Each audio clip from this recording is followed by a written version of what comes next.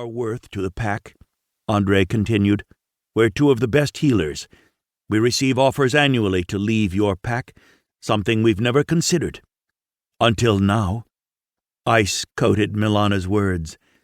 Valentine was silent as he looked between the two of them. "If she sets anyone else on fire—" "Did you ask why she set Stefan on fire?"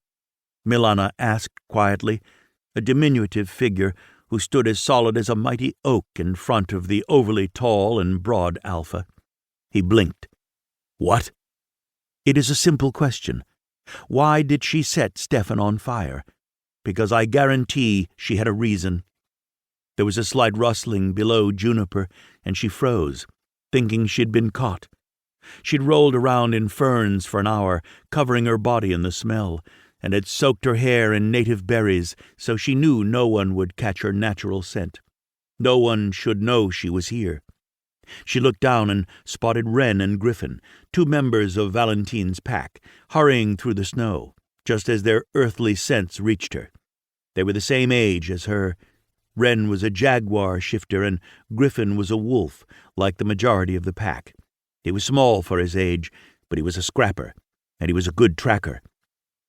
"What are the two of you doing here? This is a private meeting." Valentine stepped forward, frowning at the two youths. "If you're going to kick Juniper out, that's garbage," Wren snarled, taking Juniper by surprise. He was always so easygoing, so relaxed, that she often heard some of the wolves call him a lazy feline, but he wasn't. He just didn't get riled up by anything. Ever. Valentine started to respond. Then Griffin stepped forward, hands on his hips. Griffin's father was huge, a small mountain, she'd heard him called before. She'd also heard his father assure him that he'd grow into himself, and even if he didn't grow as big as him, that it did not matter. "Your worth is not in your size," his father had said more than once. The older wolf was a gentle giant, one of the few wolves in the pack that Juniper liked, other than her adoptive parents. He'd taken Wren in as well, and was raising him. "Juniper stood up for me when Stefan was attacking me," Griffin said. The Alpha scoffed slightly. "I'm sure he was just toughening you up." "No, he is a grown wolf who thought it was okay to attack me, a 13-year-old. Griffin's tone was all pragmatic. "He made sure to do it when no one else was around, and it's not the first time he's done it. Juniper was just defending me." "Does your father know about this?" the Alpha asked. "He does now." There was no pragmatism in his tone, just satisfaction in those 3 words. Oh no. Juniper had no doubt that Griffin's father was now currently having a talk with Stefan. Good.